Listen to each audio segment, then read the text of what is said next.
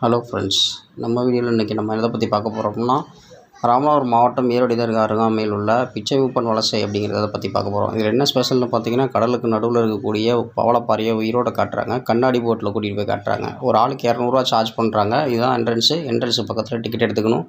Ticket எடுத்துகிட்டு கொஞ்சம் நேரம் வெயிட் பண்ணோம்னா நம்மளை போட்டில் ஏற்றிட்டு போகிறாங்க. ஒரு போட்டுக்கு 15 பேர் போகலாம் அப்படின்னு சொல்லியிருக்காங்க. நாங்கள் போட்டில் ஏறிட்டோம். ஏறி கொஞ்சம் தூரம் போனதுக்கப்புறம் தான் வீடியோ ஸ்டார்ட் பண்ணேன். அதான் இப்போ உங்கள்கிட்ட காட்டிகிட்டு இருக்கிறேன்.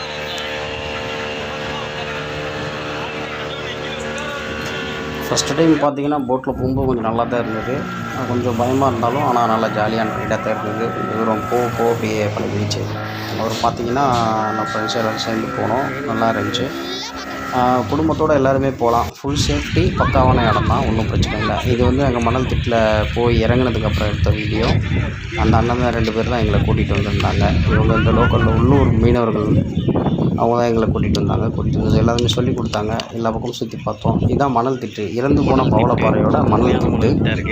இது பார்த்திங்கன்னா சுற்றி நிற்க விட்றாங்க. ஒரு 1/4 மணி நேரத்துக்கு மேலே நம்ம அந்த இடத்துல ஸ்பெண்ட் பண்ணலாம். கிட்டத்தட்ட அதாவது புதுசாக பார்க்குறவங்களுக்கு கொஞ்சம் நல்ல ஏரியான்னு வச்சுக்கிறீங்களேன்.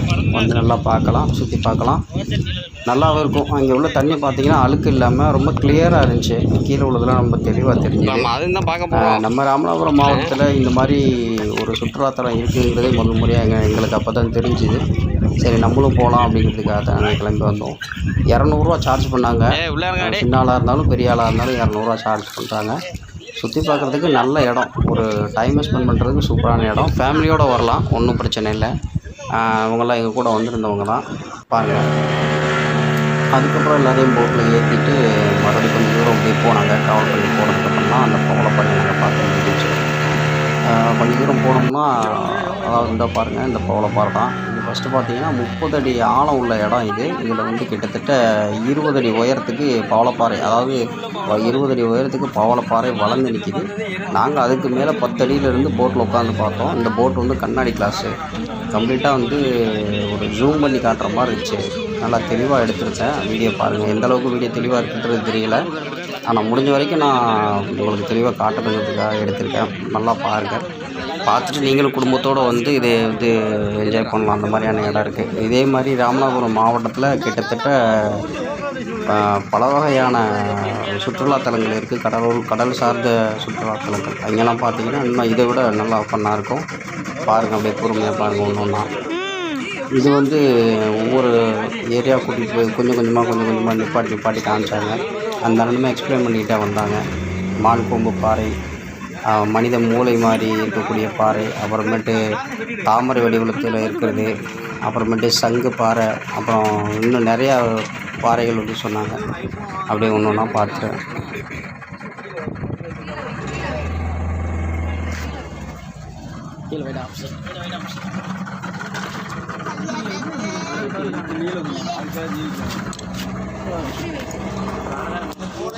இந்த பாறை தான் மனித மூளை வடிவத்தில் உள்ள பாறை, அதாவது பிரெயின் பாறைன்னு சொல்லி சொன்னாங்க.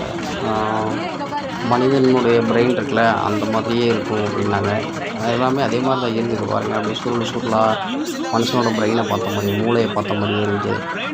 இதுக்கு அடுத்து பார்த்தது தான் ரொம்ப சுவாரஸ்யமாக இருந்துச்சு. அதில் நிறைய மீன்கள் இருக்குது, அதிகமான மீன்கள் இருந்துச்சு. இதில்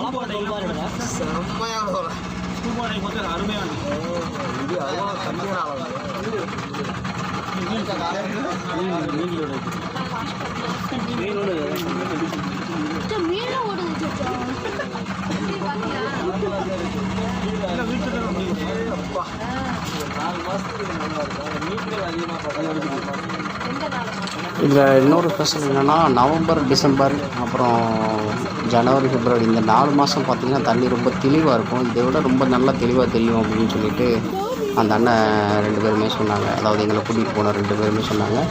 அந்த சீசனில் வர முடிஞ்சால் இன்னும் கொஞ்சம் நல்லாயிருக்கும். அந்த சீசன் ரொம்ப நல்லாயிருக்கும். ரொம்ப தண்ணி தெளிவாகவும் இருக்கும் அப்படின்னு சொல்லிட்டாங்க. அலைகளும் கம்மியாக இருக்கும். இன்னும் தெளிவாக பார்க்கலாம் அப்படிங்கிறதையும் சொன்னாங்க. அடுத்தது நம்ம பார்க்குறது மான் கொம்பு பாறை. அதாவது மானுடைய கொம்புகள் வந்து எப்படி இருக்குமோ அந்த மாதிரி இந்த வந்து பாறை வந்து மோசாக இருந்துச்சு. கிட்டத்தட்ட இந்த பாறை தான் இருக்கிறதுலே ரொம்ப பெரிய பாறையாகவும் மான் கொம்புகள் வந்து அந்த வடிவத்தில் இருந்த மாதிரி இருந்துச்சு.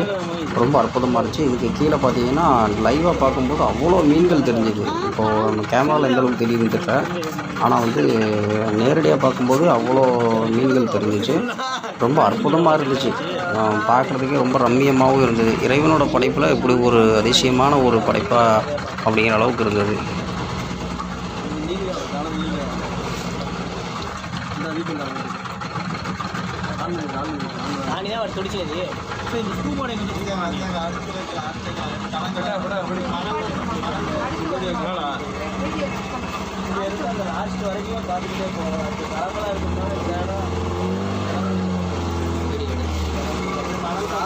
அப்படியே தாமரைப்பாறை இதெல்லாம் பார்த்துட்டு நாங்கள் கரையை நோக்கி பயணம் பண்ண ஆரம்பிச்சிட்டோம். ஏன்னா எங்களுக்கு கொடுத்துருக்க டைம் அவ்வளோதான் டைம் முடிஞ்சு போச்சுன்னு சொல்லிட்டு கூட்டிகிட்டு வந்துட்டாங்க. ஆனால் ஃபுல்லாக எல்லா பாறையுமே பார்த்தோம். வீடியோவில் கம்மியாக தான் கவரேஜ் பண்ணோம். நீங்கள் நேரில் போய் பார்த்தீங்கன்னு சொன்னால் இதோட ரம்மியமாக இருக்கும், நல்லாவும் இருக்கும்.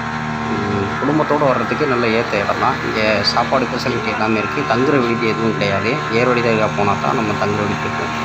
ஏர்வாடிலேருந்து லொக்கேஷன் பார்த்திங்கன்னா கரெக்டாக ஒரு 3 கிலோமீட்டர் தான்.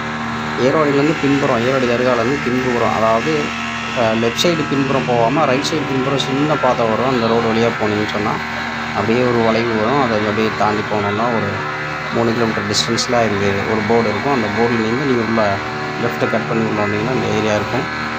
கார்களுக்கு பார்க்கிங் இருக்குது, வேனுக்கு பார்க்கிங் இருக்குது. பார்த்திங்கன்னா தங்குறதுக்கு வசதி இல்லை. உள்ளே போனால் நல்லாயிருக்கும். டிக்கெட் வாங்கிட்டு நல்லா சுற்றி பார்த்து நீங்கள் நீட்டாக பார்த்துட்டு என்ஜாய் பண்ணிட்டு வர அளவுக்கு இருக்கும். இப்போ நாங்கள் பவளப்பாறையெல்லாம் பார்த்து முடிச்சுட்டு எங்களோட டூர் முடிச்சுட்டு நேராக கரையை நோக்கி பயணம் பண்ணிகிட்ருக்கோம். கரைக்கு பக்கத்தில் வந்துவிட்டோம். அந்த அண்ணா வந்து கையை உள்ளே எடுத்துக்கிடுங்க, கையில் ஏதாவது அடிபட்டுற போகுது அப்படிங்கிற மாதிரி சொன்னார். நாங்கள் இருக்க எல்லாருக்குமே அலர்ட்டு கொடுத்துக்கிட்டே தான் வந்தாங்க. ஏன்னா அந்த பனை மரத்தில் தான் நம்ம ஏறி வந்தோம். அதே பனை மரத்தை ஒட்டி தான் இப்போ நம்ம போய் நிற்க போகிறோம். அதனால் அந்த அண்ணன் வந்து பனை மரத்தில் எதுவும் கையை கொடுத்துறாதீங்க, அடிபட்டுரும் அப்படிங்கிற மாதிரி சொன்னார். ஸோ அதுக்கு ரொம்ப கேர்ஃபுல்லாக பார்த்துக்கிட்டாங்க.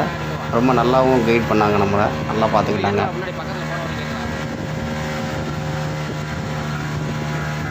நமக்கு எதிரில் வர்ற அந்த போட்டு தான் வந்து நமக்கு முன்னாடி வந்துட்டு திருப்பி கொண்டு போய் இறக்கிட்டு அடுத்த ரவுண்டு ஏற்றிட்டு போயிட்டுருக்குறாங்க. நம்ம போட்டு இப்போ நம்ம போய் இறக்கி விட்டதுக்கப்புறம் 2வது ரவுண்டு போட்டு கிளம்பிடும்.